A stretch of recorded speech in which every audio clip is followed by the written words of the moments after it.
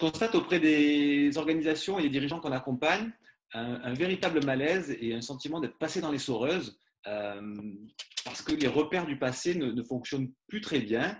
Ça génère beaucoup d'inconfort dans les organisations.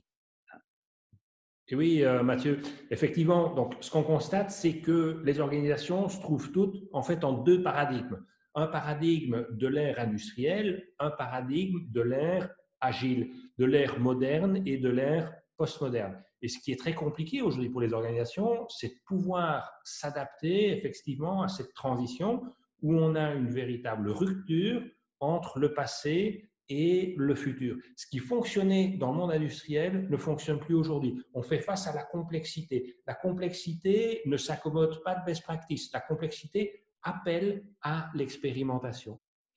Et comment faire pour s'adapter à ce contexte comme ça, complexe et incertain dont tu parles?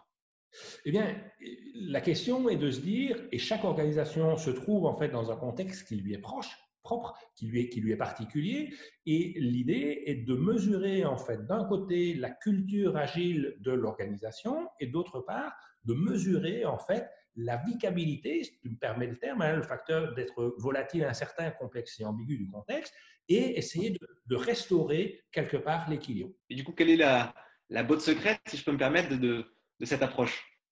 Eh bien, écoute, cette botte secrète va être effectivement de fournir à l'organisation des éléments tangibles, des éléments de mesure, où les différents composants en fait, du système vont être considérés dans leur ensemble pour permettre à l'organisation de choisir et de partir en fait, de ses talents, partir de son DNA pour construire et faire évoluer fondamentalement l'organisation vers le point qui lui créera davantage de confort et qui lui permettra d'affronter le futur avec, on va dire, avec aise, hein, et de devenir confortable en fait dans l'inconfortable.